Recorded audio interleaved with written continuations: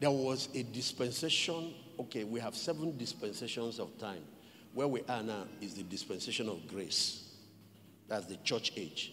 The next dispensation coming after this is the dispensation of the kingdom. When we get there, Jesus will be on earth physically, ruling this earth from Jerusalem for 1,000 years. The dispensation before us, the church age, the dispensation of grace, is the dispensation of the law. It lasted for 2,000 years. It was Moses and his teachings and then the prophets.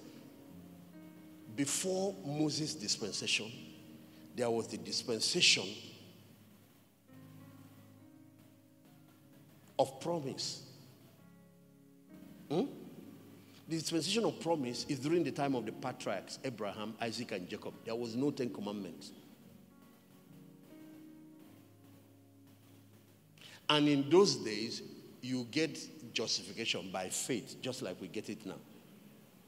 There was no Levitical priesthood. Because of those who tell you that the tithing is part of the Old Testament.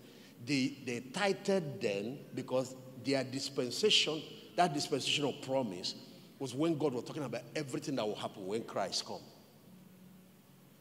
So he gave them 7 elements that will enable them begin to benefit. For example, you notice Melchizedek did not serve Abraham the meat that the Levites will serve. He gave him communion. He gave him bread and wine. How many of you know what I'm talking about? Communion did not start with Jesus. In the dispensation of promise, all the priests at that time were both kings and priests, like Melchizedek. Before that dispensation, we had the dispensation of human government when God introduced this political system on earth. That political system was introduced after Noah's flood. Because violence, bloodshed, and all of those was part of what destroyed Noah's world and the explosion of immorality. So God now brought a new law. Anybody that kills, sheds human blood, by man shall his blood be shed. So he now instituted human government to enforce law and order. And from the flood, Genesis chapter 9, we started having the rise of kingdoms. Nimrod, and then Egyptian empire, Syrian empire, Babylonian empire, and all those empires, they will be completely erased from the earth. If you have read the story of Daniel, where there is a small stone cut out by no human hand, he hid these kingdoms at the foot and granted them. This human kingdom, all this your democracy and all this nonsense that is going on, will be completely wiped. Many politicians will be in hell. Go and read and see where most of the kings of the earth are taken. And where they are taken is where Lucifer will later join. It's all in your Bible, everything I'm telling you. I don't know how you read that book, what you see with it in it. Before the dispensation of human government, there was no government. God created man. What we had was the dispensation of conscience. Between the time man has eaten the forbidden fruit, he now has knowledge of good and evil. Conscience woke up. If you want to know, before that dispensation, there was a dispensation of innocence. So we started with the dispensation of innocence. And it lasted only 7 years. And the devil thwarted it. It should have lasted at least 1,000 or 2,000 years. Or of course, far more than that.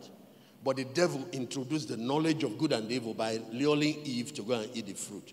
So the dispensation of innocence was cut short. And the dispensation of conscience stepped in, where we now know.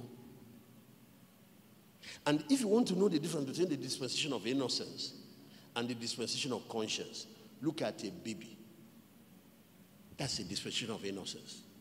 Even when a baby slaps you, he will smile at you because she's not trying to harm you. She's playing. Even if she puts her hand in your eye, she's not trying. There is no intention to do anything wrong. And that's why you see them running around naked. That's how Adam and Eve were. And they were not ashamed. There's nothing like looking at a lady a naked woman and say, wow, what is that I'm seeing? No, we are just clean like angels.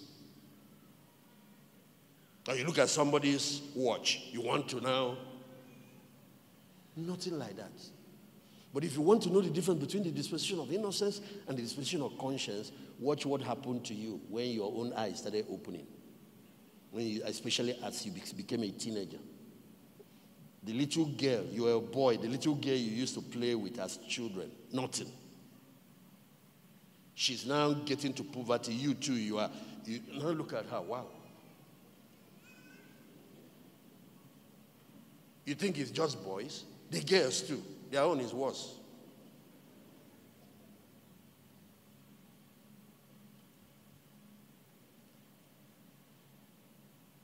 Long before then, sometime around the age of 6, 7, little children have started knowing evil.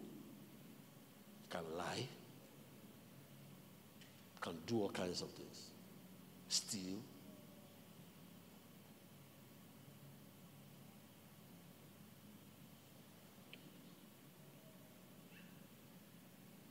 So before the dispensation of innocence, that is Adam in his pure state and Eve, no evil on earth. There was a dispensation of angels. When angels ruled the universe, something went wrong with their order. One of the order rebelled against God. And it is to now solve that problem, God brought his own children into the situation and created a being that will be placed in an order higher than the order of angels. And that is how he introduced man.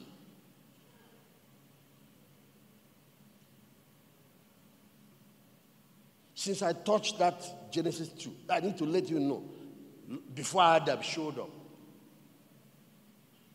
angels ruled the universe.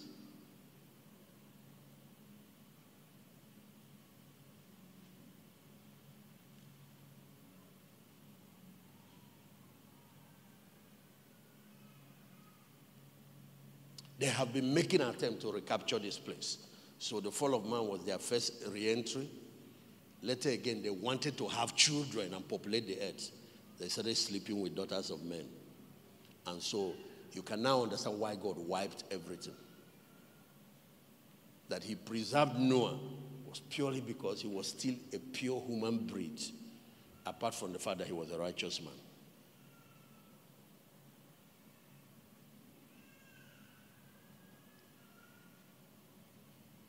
But we found out that in the days of Nimrod, after the flood, the giants reappeared. All those giants that they produced before the flood. So questions have been raised. Where did they come from?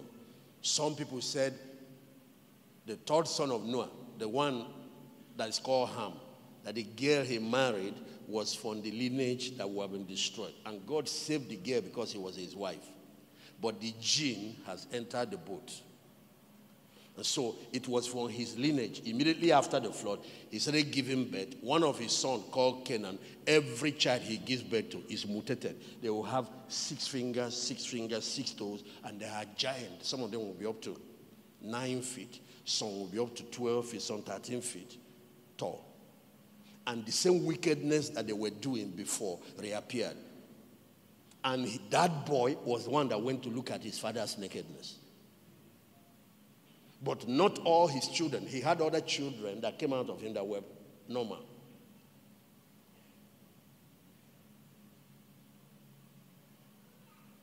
So Noah cursed that particular one that carried the gene. His name is Canaan. So later you see that the same way God wiped the world with flood, he commissioned the children of Israel to go and wipe the descendants of the Canaanites. They have formed 7 nations. So they will tell you, but there were times the children of Israel would go to battle and God will ask them, wipe every living thing. These are descendants, Nephilims, descendants of fallen angels, not normal human beings. Or the what you call war convention, the one they use all over the world today.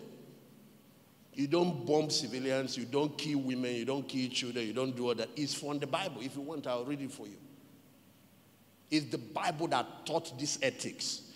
including the jurisprudence and all these laws you are using to create, whether it's democracy, to create civil society.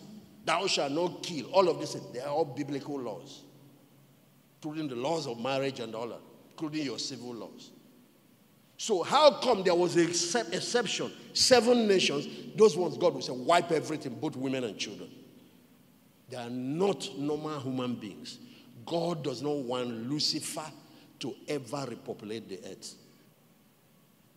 So what brought me there is that dispensation of angels. A lot of us start our understanding of the Bible from man, the introduction of human beings, down to where we are. We forget that history began before man.